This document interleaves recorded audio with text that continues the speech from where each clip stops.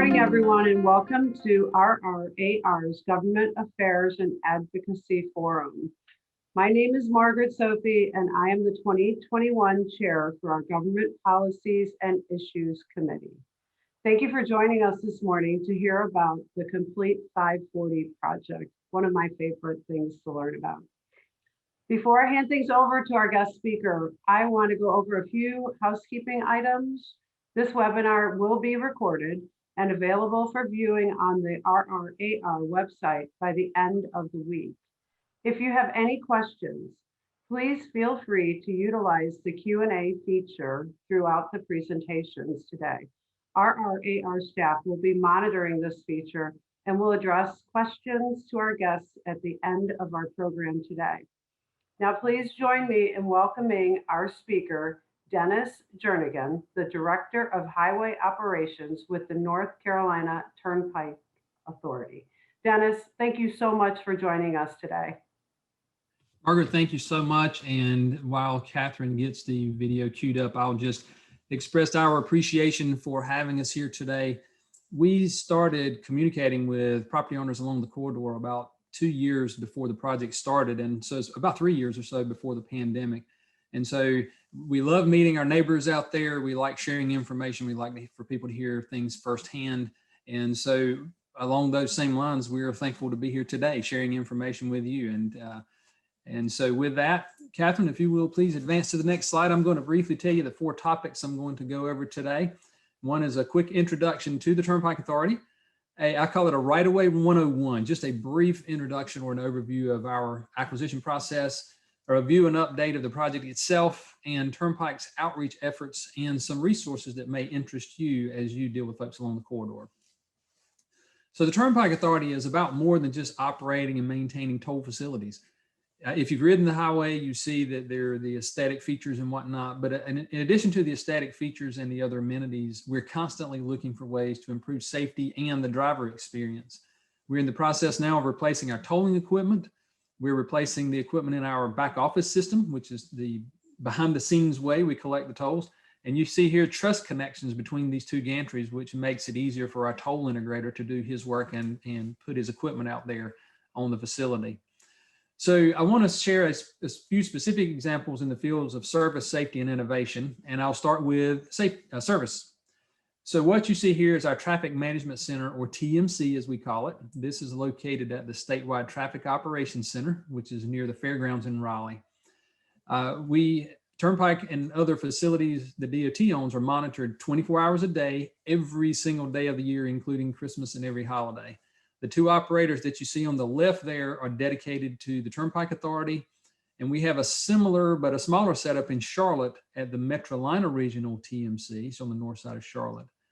Turnpike Authority also has dedicated Motorist Assistance Patrol and dedicated Highway Patrol, which can be dispatched from this facility to assist motorists in the event they have an incident or a breakdown or something of that nature. So the next thing I'll mention is safety. The Turnpike Authority is currently piloting 4 runway driver technologies on the Triangle Expressway. Now, runway driver incidents they don't occur as frequently as other type of incidents, but when they do, they're typically catastrophic, and the number has been rising over the last few years. So what you see here is one of those technologies with a camera that's used to detect a runway driver. The beacons that you see, they're actually 2 sets that are lit up to notify runway drivers.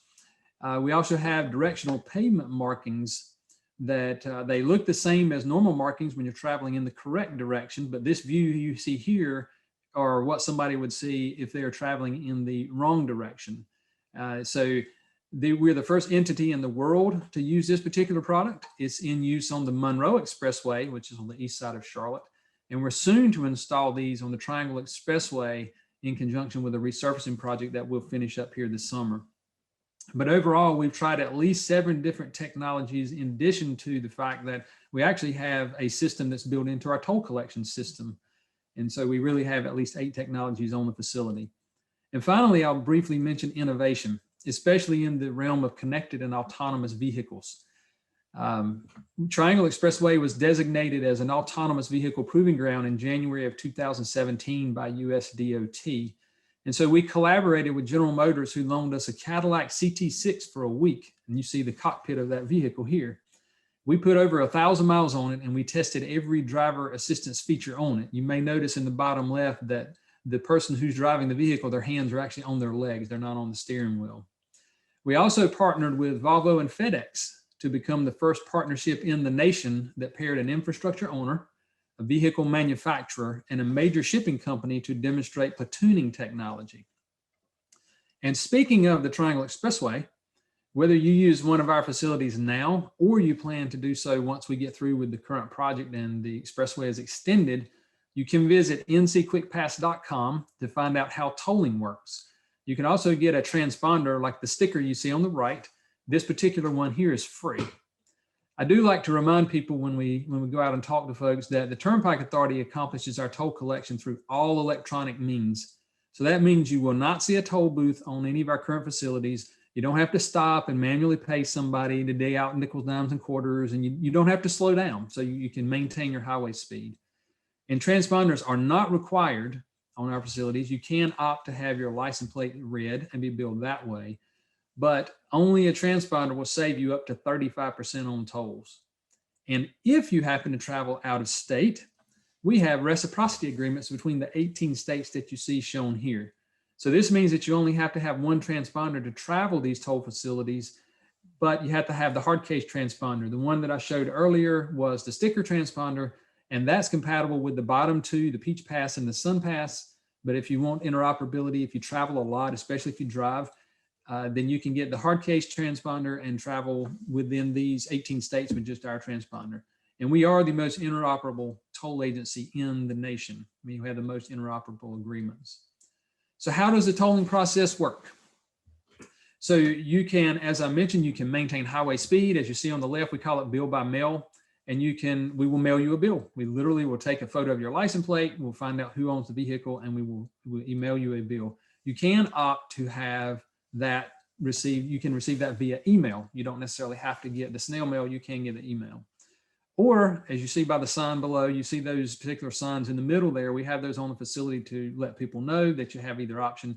But if you have a transponder like the one up on the top right, or the hard case or another transponder, you can tie that to a credit card, or you can go and deposit money in it. And when it gets below a certain balance, you can add more money.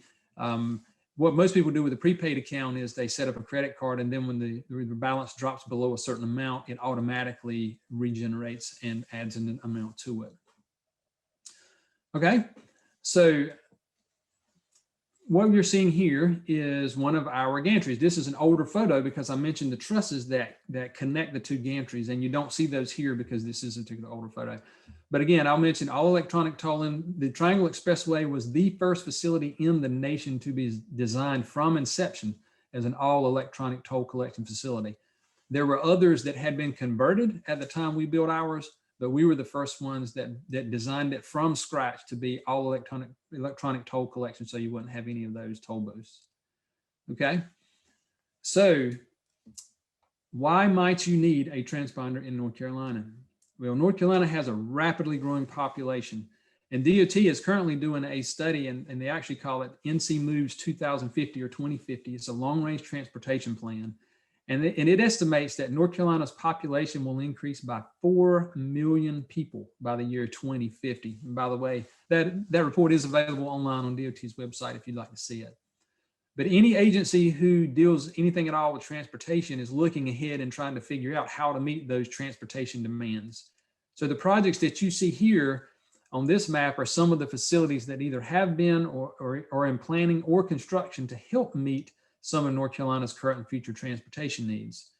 And just to make sure you know, the Turnpike Authority evaluates the feasibility of a toll facility at the request of local governments. So local municipalities look ahead to their future needs compared to their available funding. And if they see a project they feel like is needed is kind of far down on the list and not likely to be funded for a while, they'll ask the Turnpike Authority to evaluate the viability, to ask us to do a traffic and revenue study to see if it can be a toll facility and be built sooner. And the toll collection has to be able to repay the financing as well as cover operations and maintenance. So on our toll facilities, the tolling not only pays back the loans, but it also covers the operations and maintenance costs as well. So what you see here in the green boxes on the left are facilities that are currently open. The two in the blue boxes are facilities that are under construction. and the white boxes are in the planning stages at this point in time. So now I'm going to give you a quick overview of DOT right-of-way practices, and I'm going to start with a little bit of a quiz. Fact or fiction? DOT tries to acquire property by providing lowball offers to property owners. I've heard this my entire career. And that is fiction. And I'm going to tell you why we don't do business that way over the next few minutes. So in the next slide, you're going to see there are major laws that govern how right-of-way is acquired for federal aid projects. And DOT follows, you see by that bottom bullet there, DOT follows the same policy for other projects as well. And I know that's a long title in that first bullet. We just call it the Uniform Act. There's a set of laws that we just generically refer to as the Uniform Act that we follow. And the next slide is going to show you the steps that we're going to discuss today from beginning to closing. It's the first one actually says acquisition, but the process starts with the second from valuation on down to closing. So a note about the acquisition process, we can only acquire what is needed for the project. So if you've got a 50-acre farm and we're nipping a corner and we're getting 2 acres there, we can't go in and say we're going to offer to buy 50 acres if we don't need the 50 acres. We can only buy the 2. And this brochure that you see here, it's available on DOT's website in English and in Spanish if you want some more detail. Now the next slide is going to mention valuation. So we kind of look at properties that are less than $25,000 in value and over $25,000 in value. If it's less than $25,000, we can do what's called a claim report, where we don't have to do a full-blown appraisal. If it's over $25,000, we do an appraisal. And if it's necessary to condemn, even if it's under $25,000, we typically do an appraisal just to establish the market value of the property. Also, if a property, if it's a high value property, if it's in excess of $1 million in value, or the anticipated damages are more than $250,000, then we do a second appraisal just to get another opinion of value. Now, this is one of the important things here. We have to appraise property at the highest and best use of the property, even if it's not being currently used in that capacity. If somebody's got a fruit stand on it, or if somebody's using it for a residence and the highest value is for it to be industrial business, we have to assess it in that vein. That's sometimes hard for a property owner to accept if they're looking at their property where they live and they look at an appraisal and the house has zero value, and it may not. It may actually be valued more because of the potential for it to be used for industrial or business or some other use. But anyway, we have to value it that way. And the next slide is going to show you, this ties back to that fact or fiction question. We have to offer the appraised value. So as far as people thinking, DOT is going to come in and lowball and they're going to offer me 50% of what it's worth, by law, we cannot do that. This is not like buying a car. So I don't know about you, but when I'm going to buy a car, if the sticker price is $20,000 and I'm going to try and get that car for $18,000, I'm going to offer $16,000 and try and work up to 18. And, you know, I may go a hair over 18, but if I really want it, but I'm going to try and pay less than what's on that sticker. We cannot do that. If our appraisal says that property is worth $200,000, we cannot offer you less than $200,000. Okay. So another thing that can happen from time to time is if our right-of-way bisects property in such a way that a remnant is created, in certain situations, we have to offer to purchase the remnant. Not always. If the remnant still has access, it still has value to it, then we don't have to do that. But if in this particular case, and I use this example on the screen, you can see it was a fairly sizable piece of property and a small triangle was left on the bottom side, the south side in this particular case. And so we had to offer to purchase that because for all intents and purposes, it was landlocked. There was really nothing you can do with a piece of property that small. The owner doesn't have to sell it. They can keep it. They can try and sell it to their neighbors. They can try and assemble it and do something else with it. But we do have to offer to purchase in that situation. If we do go to condemnation, we cannot and do not condemn on the remnant because we don't have an agreement from the owner to purchase, which we have to have. So the next slide was going to talk about relocations and cost to cure. If we do something that causes you to no longer be able to inhabit or use that property for the purpose it's being used for instance, if you have a well or a septic system and our right-of-way crosses that and we can't connect you to municipal sewer, or we can't connect you to municipal water, or we can't drill you another well in the backyard or relocate your sewer on the property, then we have to offer to relocate you. And if we relocate people, we provide relocation assistance. So again, this brochure that you see on the screen is available in English and in Spanish. We pay moving expenses. And if you live on the property, we have to find at least one comparable dwelling. The owner doesn't have to choose it, but we have to find one and offer it. And it has to be what we call DSS, decent, safe, and sanitary. So it has to be in good condition. Okay. So after that, we pay closing expenses if we settle. If we go to condemnation, an owner retains representation. That's a little bit different. That's done a different way because there are attorney's fees. But if we settle, then we pay the closing cost.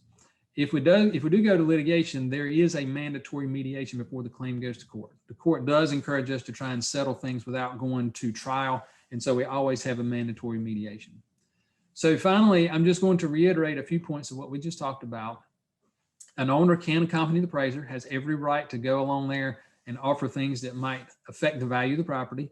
We pay just compensation and value. The owner has at least 90 days to vacate after the acquisition offer is made. So we can't come in and say, we want your property, it needs to go on by Friday. We can't do that. We have to give you that minimum amount of time. And as in the bottom bullet, if somebody's really generous, a fully informed owner can donate right away. We do take right away donations if people want to do that. So now we're going to talk a little bit about the project. Why are we building the 540 extension? So the next slide is going to show you on the left here, the existing facility. It's somewhat vertical on the left side of your screen, and it extends between I-40 west of Raleigh and NC-55 near Holly Springs. So phase one, which is under construction, extends from NC-55 to I-40 at US 70. So for motorists who are traveling from points south and east to west of Raleigh, they have to go in downtown, a lot of closely spaced urban interchanges, urban congestion, especially peak hour. I've traveled that for many years of my career, and it's not pleasant, especially on a holiday weekend. And for motorists traveling the opposite direction, the same is true. If you're traveling from the west to the east, you run into that same thing. But the Triangle Expressway is going to provide motorists an opportunity to bypass that urban congestion, and you see that here by the green arrow. But the facility is not just for people driving from points south and east to the west or west to the south and east. There's going to be 17 interchanges along the facility, so motorists can use as much or as little of the facility as they need. Whatever benefits you, use the facility in the way that benefits you. So the next slide is going to show you a little bit about the project. The phase, we call it phase one. Phase two is the piece that will actually finish 540, the loop, all the way over to the Knightdale bypass. But phase one is made up of 3 different projects. And you see on the bottom of the screen there, we call those R2721A, R2721B, and R2828. And the A project extends from the end of the existing facility over at NC-55 to just east of Pierce Olive Road. And then the B project goes from Pierce Olive Road to just east of US 401. And then the R2828 project, the big project, extends from 401 to I-40 there at US 70. You will notice on the bottom right, there's going to be 7 new interchanges, and they're shown by the circles listed on the bottom, and those locations are shown there as well, where there will be along the facility. So the next slide is going to show you that all 3 of these projects are being constructed by joint ventures. And by joint venture, there were 2 contractors who decided to work together to build the project. So on the A and the B job, it was Branch Civil and Flatiron who combined on those 2 projects. On the 2828, it was Lane Blythe. But they each had, even though you got the same joint venture on A and B, there are different designers on all 3 segments. Gannett Fleming on A, HDR on B, and WSP on the 2828. And the cost of the contracts are shown there in the bottom. We put those out for bid. We tried to create a relatively small, medium, and large project in the vein of construction. And a couple of points about where we are now. We have reviewed over 1,000 submittals from these contractors for plans and materials. We're currently employing, 350 people in just the prime contractors. There are 95 subcontractors at work, and there are almost 400 pieces of equipment that are being used. So we are a pretty significant employer in this part of the world right now. And when we were putting these projects together, we also coordinated with local governments and Wake County for bicycle pedestrian accommodations, as well as infrastructure planning for the future planning of some of these intersecting roads, 401, Bells Lake, and things of that nature. We accommodated the future width and the right-of-way needs for those projects in our design. So the next slide is going to show you the cover of the project record of decision. We call this our ROD. And this is a very important step in the life of a project. This kind of sets a baseline for certain things. We get a lot of questions about noise walls. That is one of our big questions throughout the corridor. Are we going to get a noise wall? And this document right here kind of sets the baseline for that. So if you have structures, homes, businesses, neighborhoods that were built or on an approved plan prior to the date of this document, which is June of 2018, that makes them eligible for noise studies and possible noise walls. If there is an approved plan or a construction after this date, then that construction has to, they have to notify whoever they're building for that the project is on record, and they would have to make accommodations if they wanted noise mitigation measures. So in coordination with the noise walls, we have a feature that's on our website. It's only available right now in the R2828, the large project, because that's the only one where the noise study has been completed and we've finished our, what we call our balloting process. So this is on our website, and it shows the noise walls that met the criteria for construction and that have been approved by residents. And when I say approved, just because a location is eligible, and this may surprise you, does not mean that the residents want a wall. I have talked to people that say they're big and ugly and I don't like it and I don't want it. And so there's a balloting process. Once an area qualifies for one, we literally send out postcard ballots and people get to vote as to whether or not they get the wall. The studies are not complete for the R2721A and B. So if you do use this tool on the website, you will not find those walls on there or that section of the project on there. But for R2828, we have finalized everything. And Catherine's going to click on one of these. Let's see, have you got, there we go. And so if you do use the tool, what this does is it shows you the length of the wall, basically the variation in height from shortest to tallest. We don't have the time frames on there at this point in time. And when it says balloting status approved, that goes back to what I was saying a few minutes ago about how the residents do get to choose. We don't just impose walls, they get to choose. And one of the things about the project too is all of these walls are being built with real brick. And so what you see on the front, you will see on the back. So it should be very aesthetically pleasing from whichever side you're looking at the wall. Okay. So on our next slide, another unique feature of this project is a turbine style interchange. And I call it turbine style. It's not a traditional turbine because that's usually where you have two intersecting facilities. But as you see here, we have three. We have 540, I-40, and US 70. So three major facilities converging, high volume of traffic, especially during peak hour. So we needed a design that would handle high volume with a good level of service. It's already kind of iffy out there in peak hour. I've traveled this for lots of years. And so we needed something that's going to help the situation. So that's why we have this, what we call a turbine style. The paved areas that you see, the grayish areas, that is what's going to be paved under this project. And the tan areas, they sort of simulated dirt color. They will be paved under the next project, the phase 2 that connects it over to 64 and I-87. This particular interchange it encompasses 481 acres. We have 37 acres of pavement, and the distance from that bottom bridge you see in that set to the top bridge is 5/8 of a mile. So I like to refer to this as our roundabout in the sky, so to speak, but it's going to be a very unique interchange, very interesting. And another feature that is not yet all that common for this area, but it's becoming more commonplace, it's a diverging diamond interchange. So right now there are 13 of these in North Carolina. It's unique in that motorists cross over and briefly drive on the left side of the road. Don't worry, you don't even realize you're on the left side. I've driven several of these. As long as you're following the lines and staying in the lanes, you don't even know it. Typically, you don't even look on the right and say, wait, did I somehow end up in Britain? But this handles a high volume of left turns. So you can see the orange vehicle there. And what it does is for motorists who are turning left to get onto an adjacent facility, they only have to go through one signal. And it's a very simplified signal phasing. It's only a two-phase signal. So the signal goes green one phase and people cross that signal, that section stops, it turns green and the other phase goes through. And it takes some of the volume out of the interchange altogether. Look at the bottom right and you see that yellow car who's making their movement without even going through any signal at all. So it's a very efficient interchange. And if you want to learn more about it, go to ncdot.gov, and search for diverging diamond interchange. There are some features on there about that. And not only are we going to have one out here, but there's one being built at Airport Boulevard on I-40. The 440 widening has one at Western Boulevard, and very close to this project at I-40 and NC-42 on the I-40 widening project, there's one going in there as well. So they are becoming more commonplace. And then another unique feature that we have on this project is radially designed bridges. So at this particular location, one of the bridges was able to be shorter than the other from a hydraulic standpoint. But again, aesthetics are important.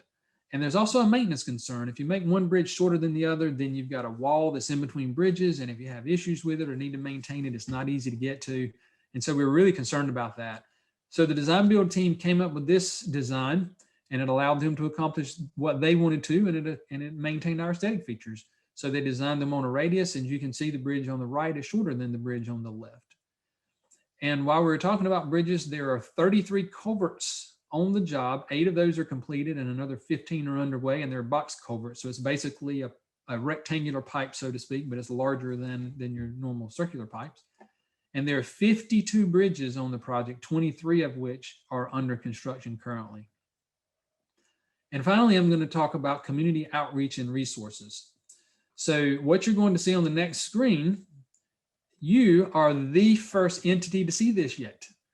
So you're very fortunate. We haven't debuted it to anybody. We're not ready to put it out there yet. But what this is a tool that we hope you'll be able to use for some of your clients that you're dealing with.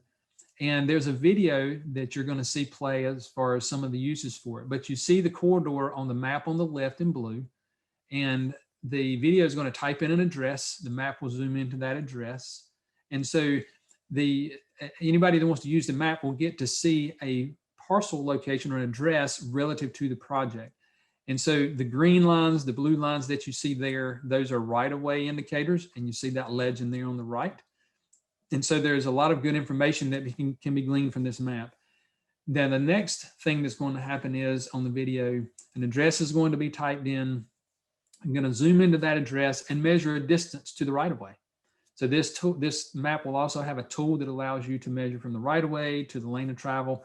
This is all approximate, and it's a tool to help, but it's not to be taken as gospel that if you measure something out here and it's 750 feet and you go out there and use a surveying tool and it's 748, you know, it's intended to be a tool to help people get an idea of how close they are to the project. So again, we're not quite ready to roll this out yet, but we will put this on the website when we are ready to roll that out. It's very user-friendly. We look forward to sharing that with you. But for now, we actually have a tool that is on the website for those of you that have Google Earth. And you can find that there. You can see that on the project website under project maps. It's the second choice down where it says preferred alternative Google Earth map. And it is very similar. You can do some of the same things. I don't know that it has the distance measuring tool, but again, you have to have Google Maps to make this one, to make that particular one work. Okay. Now, this is the same map we showed earlier, except this one has a pin where there are major areas of work occurring. And you can see that is pretty much the entire corridor at this particular point in time. So another resource that we have available on our website is an interactive construction map. So if somebody lives along the corridor or wants to see what's going on in a particular location, you can go to this map. It's on the website, construction activities, and we have a short video to show you where it is located and how it works. So go to current construction activities. You see the 540 interactive map there. And what you're going to see are drums. Now, the reason you see less drums here than the pins you just saw is that this map was made several months ago when we didn't have quite as much work going on. But you can show my location, and wherever you're at, it will show you relative to the project. This particular video was made when we were downtown Raleigh. So that's why it zoomed up there and now it had to zoom back out. But when you click on a drum, it shows you in a pop-up box on the left what the activity is, what is going on, and roughly how long it's going to take or when it's going to finish. So again, that is on our website, and I will give you that project website link at the end of the presentation. So this slide summarizes some of our outreach efforts, and this is only since the pandemic began. At the beginning, I mentioned that we were already meeting on site with residents and neighbors before the pandemic, and we like that. We like to stand there and talk to people face to face. And we look forward to getting back to doing that.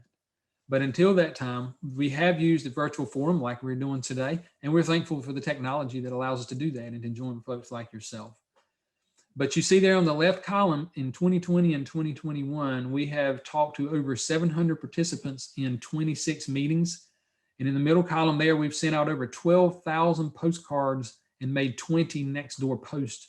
And what we do with those is we try to tailor those to the areas of the project where work is occurring for the first time, or where something specific is going on that might be of interest. And we somewhat geofence those areas and try and locate the folks in that particular area so they will know something that's close to them. In other words, folks on the 40 end, they may not necessarily care that power driving is going on at NC 55. So we really try and make a radius to folks that will be interested in what we're putting out there.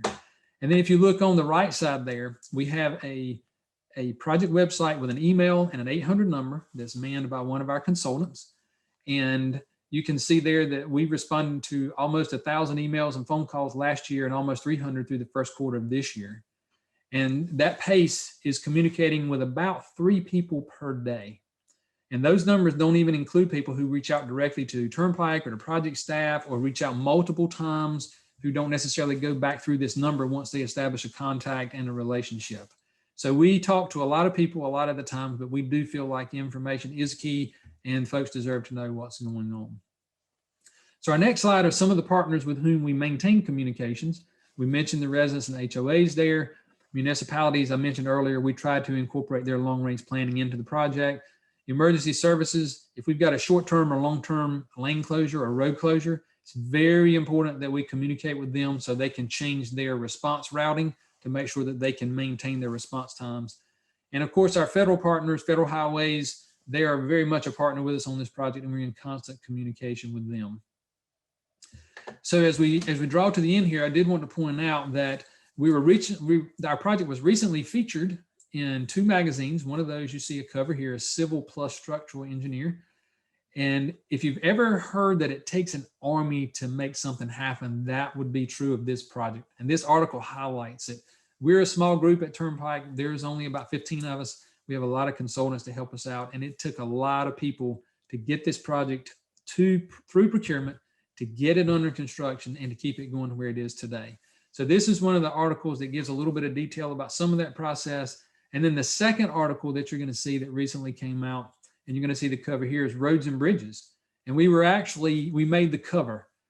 There's actually more detail in this particular article. It's a longer article. It gives a little bit more detail about some of the processes we went through.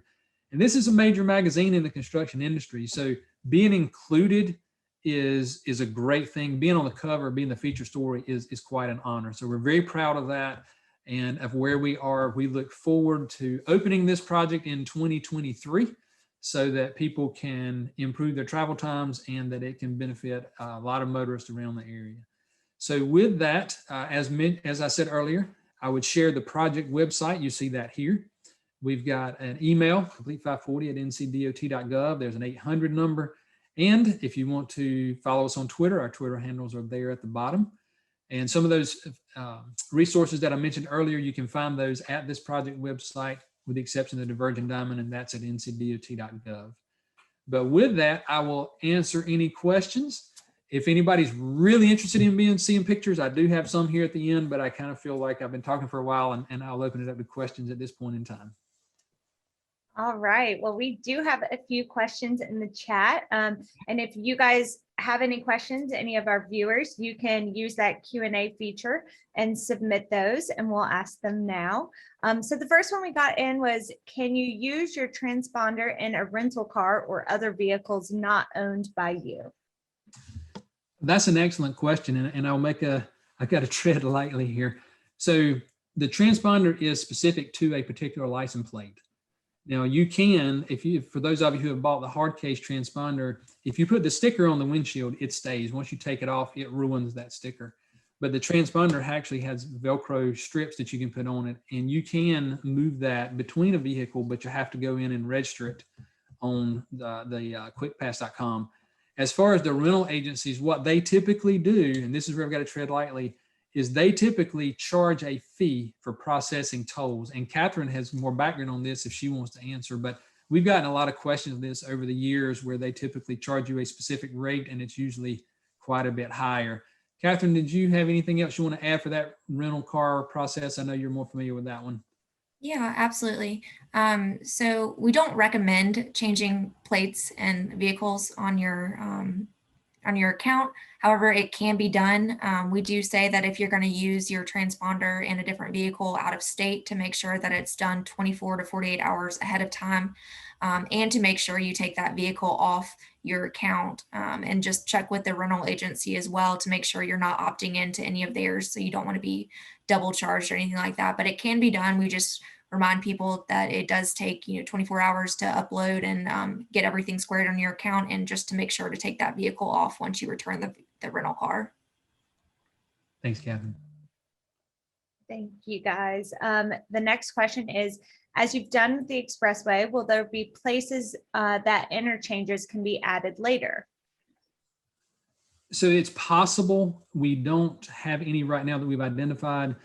On the existing Triangle Expressway, when we built that, there were 2 locations that we knew there were going to be future interchanges. One of those is Viridia Parkway. It used to be called Old Holly Springs Apex Road, but the town renamed that particular section of roadway.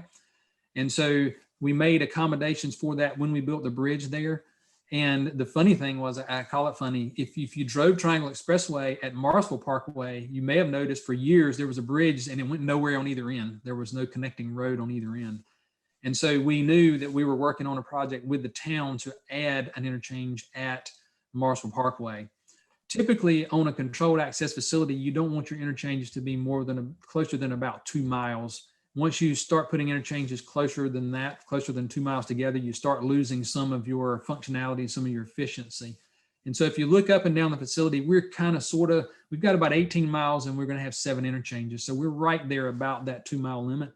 So not to say that one won't occur in the future, but at this point in time, we don't know of any. Great. The next question is, does the noise wall have to be completed by the time the road is completed? If it's going to be built by us, it will be completed in conjunction with construction. We look at it one time, and that is when the project is constructed. Anything that, and that's why I mentioned that record of decision and development that occurs after that. If it occurs after we build the project, then unless we add capacity at some point in the future, then we have to go back and study it again. But if we don't do something to change the noise levels on the project, then typically if it's not built with the project, it doesn't get built. Great. The next question is, how many of the diamond interchanges will there be when the full 540 will be completed 100%? I'm not quite sure what you mean by diamond interchanges. I assume that means basically a full interchange. When we get through with phase 1, there's going to be 17 that are on the expressway. And I think there are 6 that we'll have on phase 2, if that's what you're asking, but I'm not completely sure about that. So if that's the question on the phase 2 portion, I can get back with you on that answer. But we will be adding interchanges on the next phase as well. Great. Well, Charlotte, if you want to clarify, yes, she says yes, please. You can clarify in the Q&A feature, or we can follow up afterwards, Charlotte, if you need more information on that. Our last question as of right now, if nobody asks another question during this, is can you talk to completion timelines based on your experience for different segments? You just said something about 2023, and I'm not sure what that applies to. So I guess they're asking what completion date is 2023. Okay, that's fair. So 2023 is, even though what we did when we let these projects, and by that means procurement, we put these out to contracts. And so what we did was we let these all, we didn't do it all at the same time. We actually put 28, the big project, out to contract first, and then we went to the B project and then to the A project. And for a lot of people, you may think, well, that doesn't make sense because it ends in the west, but you're putting the project in the east out there first. That's because our plans were further developed on the A and the B project. And so we wanted to give the 28 project time to catch up. And the reason we did that was because we wanted to put them all on the same timeline, because we're trying to open this entire corridor at one time. And so when I said 2023, Once we open the gate, so to speak, at NC 55, we don't anticipate traffic exiting anywhere else except I-40. We anticipate opening all 18 miles at one time. And if I may, Jordan, if I may go back to the other question, because I pulled up our plans here, and there are 1, 2, 3, 4, 5. There will be 6 interchanges, as I stated, on the phase 2 project, and the 6th will be completing the interchange at the 64 bypass. So if you take all those interchanges into account, once we get through, there will be 23 interchanges all along the tolled portion, and that does not include the existing portion that is non-tolled between I-40 on the west and 64 on the east. We do have one additional question. It looks like it's come in. Does the Turnpike Authority work in conjunction with any other modes of transportation or public transit like BRT? Any considerations with right-of-way being used for light rail in the future? We haven't had conversations with right-of-way being used for light rail, but we do coordinate with Go Triangle and others. As a matter of fact, there was, as most of you probably know, there was litigation on this particular project before we went to procurement. And as part of that, we did have some coordination that we agreed to that would be done with some of those agencies during the process of construction. But again, no consideration for right-of-way being used for light rail specifically for that purpose. Not at this time.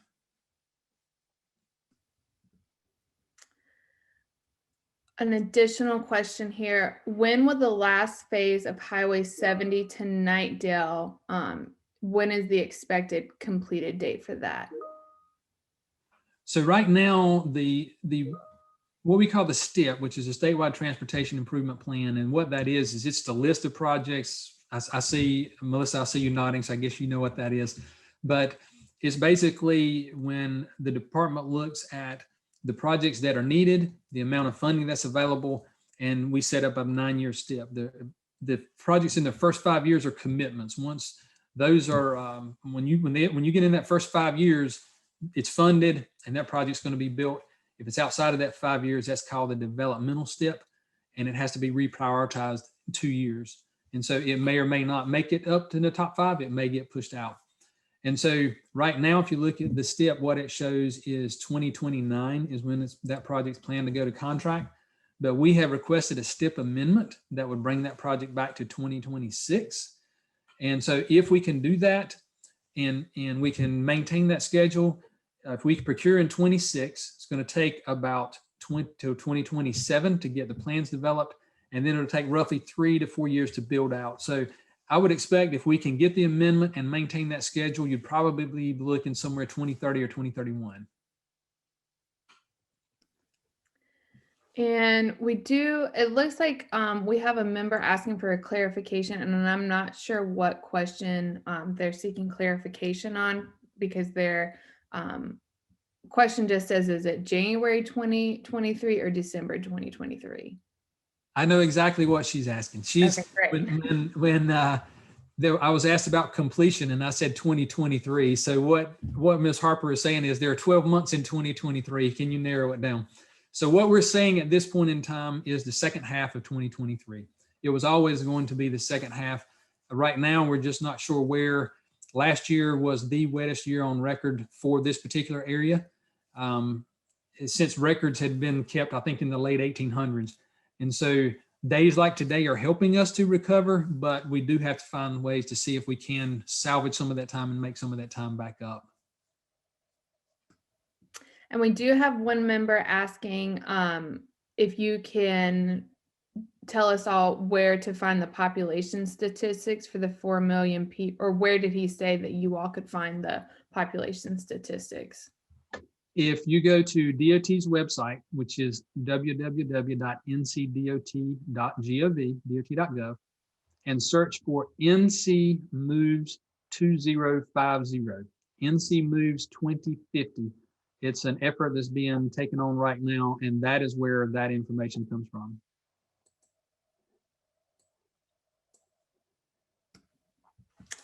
Great. I don't, it does not look like we've had any other questions come through. So if that is all, I guess I can go ahead and wrap up for Jordan, unless Margaret or Tim has anything to add. We just want to thank everybody for their time today. And I think that this program was wonderful. So thank you, Dennis and Catherine, for helping us to understand what's going on. And everybody have a really great day. It's beautiful out there. So if I may say one more thing, we were thrilled to be here to share information with you. Like I said twice during the presentation, we really like doing that. If you have any other questions, again, the project website, the email, you can find the phone number, the email, the Twitter handle. You can find our email addresses on the website, but we're more than happy to help you out, answer questions. So feel free to reach out. That's why we're here. Thank you for having us. Yes, thank you, everyone. And you will receive this, a link for this recording and a follow-up email, and it also will appear on our website. So appreciate you all joining us today. Have a great day. Thank you. Bye, everyone. Bye.